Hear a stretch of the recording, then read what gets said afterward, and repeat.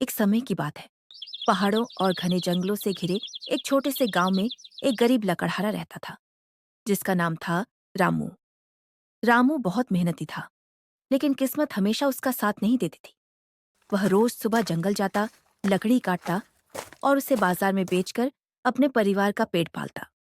रामू के पास ज्यादा कुछ नहीं था, एक पुरानी कुल्हाड़ी, फटे कपड़े और एक छोटा सा घर। लेकिन उसके पास एक चीज बहुत खास थी, उसकी समझदारी और चतुराई।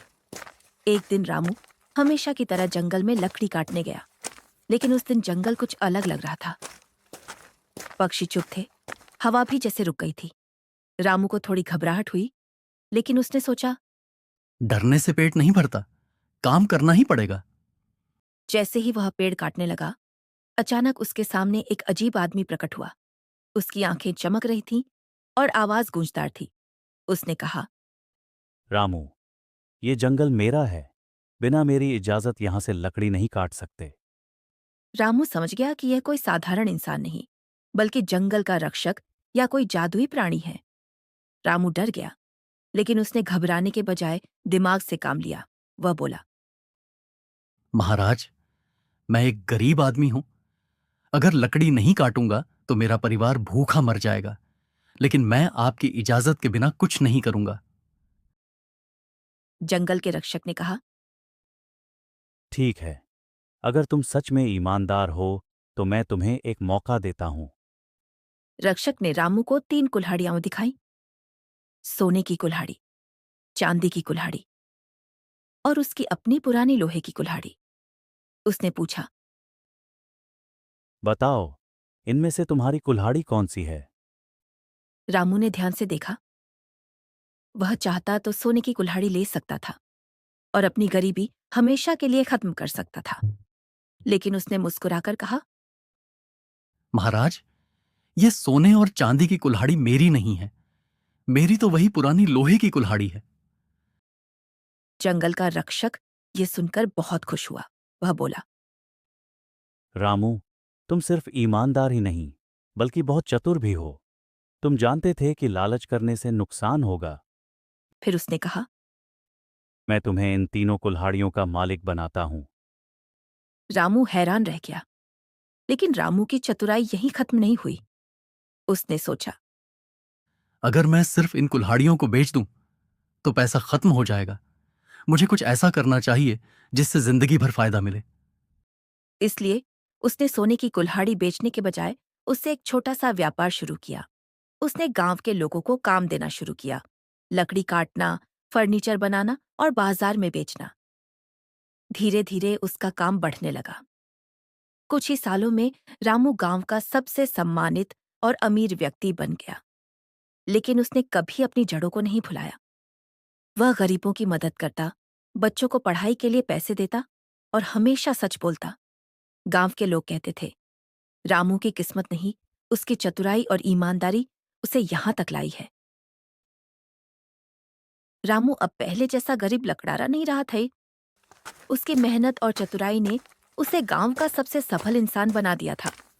लेकिन रामू के दिल में आज भी वही सादगी थी। वह रोज सुबह उठकर जंगल जरूर जाता, क्योंकि वही जंगल उसकी जिंदगी बदलने की शुरुआत था। एक दिन रामू उसी पुराने पेड़ के पास पहुंचा, जहां उसे कभी जंगल का रक्षक मिला था। वह मन ही मन बोला। अगर उस दिन मैंने लालच किया होता तो आज सब कुछ अलग होता। अचानक फिर से वही रहस्यमयी आवाज गूंजी। रामू चौंक गया। रामू, तुम वापस आ गए। उसने चारों तरफ देखा और फिर वही जंगल का रक्षक उसके सामने प्रकट हुआ। रक्षक मुस्कुराया और बोला। रामू, तुमने अपनी चतुराई और ईमानदारी से बहुत कुछ हासिल किया, लेकिन क्या तुम अब भी वैसे ही हो? रामू ने विनम्रता से कहा। महाराज, मैं आज भी वही हूं, बस जिम्मेदारियां बढ़ गई हैं। रक्षक ने कहा। तो फिर एक और परीक्षा के लिए तैयार हो जाओ। इस बार रक्षक ने कोई कुल्हाड़ी नहीं दिखाई। उसने कहा। इस जंगल में एक पेड़ है जो बाहर से बिल्कुल साधारण दिखता है, लेकिन उसके अंदर अनमोल खजाना छुपा है। लेकिन ध्यान रखना, अगर तुमने गलत पेड़ काटा तो तुम्हारी सारी दौलत खत्म हो जाएगी। रामू के सामने मुश्किल थी। पूरा जंगल पेड़ों से भरा था। हर पेड़ एक जैसा दिख रहा था। अगर उसने जल्दबाजी की तो सब कुछ खो सकता था। रामू ने तुरंत पेड़ काटना शुरू नहीं किया, बल्कि वह बैठ गया और सोचने लगा। रामू ने ध्यान दिया। एक पेड़ के पास पक्षी नहीं बैठ रहे थे और उसकी जड़ के आसपास जमीन थोड़ी अलग दिख रही थी। उसने सोचा, शायद यही वह पेड़ है जिसके अंदर कुछ खास छुपा है। लेकिन उसने फिर भी जल्दी नहीं की। उसने पहले उस पेड़ को ध्यान से परखा, फिर धीरे धीरे उसे काटना शुरू किया। जैसे ही पेड़ गिरा, अंदर से सोने चांदी से भरा एक संदूक बाहर आया। रामू समझ गया, उसने सही फैसला लिया है। तभी जंगल का रक्षक फिर प्रकट हुआ।